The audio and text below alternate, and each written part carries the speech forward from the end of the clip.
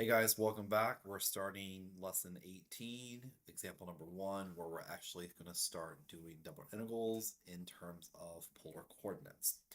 So the example here has a lot going on. I thought this would be a really good first example because there's a lot we have to do here, and it's just a good introduction to it, but pretty basic functions that we're given. So example 1 says we have a region R of XYDA, where R is the region in the first quadrant. So we're going to make sure we're very careful about that, where it lies between the circles of x squared plus y squared equals 4 and x squared plus y squared equals 25. So we've had a conversation before about whether or not we want to do this in Cartesian and or polars. Whenever you're given circles, you definitely probably want to do polars. So first thing we want to do here is get a quick sketch on what the graphs look like, which we all know what they look like, but it's just good to visualize how we're going to set our integral up and how we're going to change all of this into polar coordinates. So the first thing is that we have a circle of radius 2, right? So we have r squared is equal to 4, because we remember, and I'll write this down one more time, that x squared plus y squared is equal to r squared. So we're going to go ahead and do that r is equal to 2. So this circle is going to go all the way around. And it's going to look more like an oval, but it's all good. So 2. And then we're going to have the same equation over here where we get r squared is equal to 25. So we have a circle of radius 5. So all the way around here is going to be, and I am so bad at this, but you get the idea. You get the idea. And so what we really want here is we want to find the region only in the first quadrant, right? So we just want this region that's right here. So first thing we can do is look at this really in terms of polar coordinates, and remember that polars are going to be in terms of r and terms of theta. So the first thing that I want to do is talk about what our r is going to be in between. And I think this is pretty self-explanatory, right? So we start here at a radius of 2. So this is 2, 2, 2, and 2. And we also have a radius of 5. So the radius is going to go out from 0 to 2, and that's going to be our initial, right? So we're going to start at 2, and we're going to go all the way out to 5. So our radius is going to be from 2 to 5. And then our actual theta, in this case, is actually going to be from 0, right? So again, we start on the positive x-axis at 0, and we're going to go all the way up until we hit pi over 2. So our bounds are going to be from 0 to pi over 2. So we kind of already have a nice idea of how we're going to start setting the problem up. So let's go ahead and write those things down. So first of all, for theta, we're going to get 0 to pi over 2. And then our radius is going to be 2 to 5. All right. And then we're going to remind ourselves right now that over here, we're going to do our r, d theta. And that's what the dA is represented in polar coordinates. So r, dr, d theta. So again, don't forget about that extra r.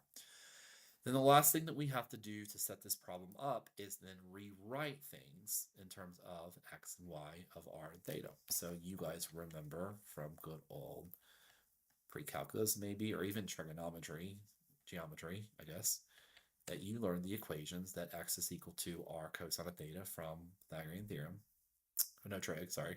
And then y is equal to r sine of theta.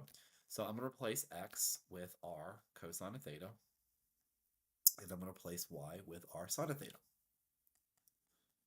And so this is our new integral, right? And so it may look a little intimidating, but it's not.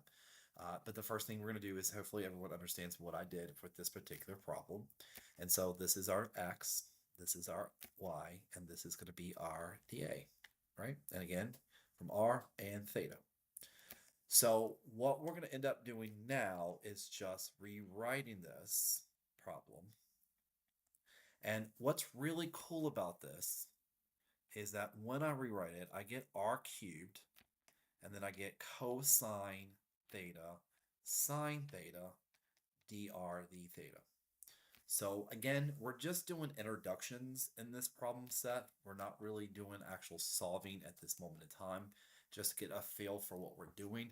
So one cool thing that I want to remind you guys about here is that instead of actually starting the integration like so, We talked about this in a previous lesson that if we can get r and then theta in terms of a product, which is exactly what we can do here, then we can actually separate these intervals. So I can go 0 to pi over 2 of just cosine theta, sine theta, d theta.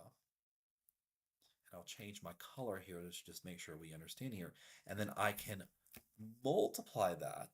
So, and this is just u substitution, right? Basic u sub or u is sine of theta from 0 to pi over 2.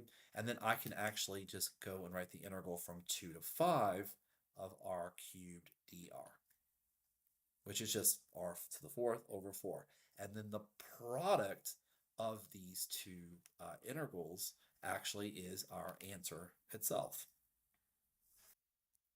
And I can just encourage you guys to do this on your own if you want to. And then when you actually get the answer to this problem, the actual answer to the whole overall problem is going to be 6 over 9 over 8, which is a pretty good number. So I hope this makes sense. Like I said, we're just doing some introduction. We will do a problem in the next video where we will actually set it up, solve it, do everything here. But just love this problem for just the setting up aspect of everything and making sure that you guys remember this really cool thing right here, that if you can get things inside of a product. Remember, if this had been x plus y, you could not have done this.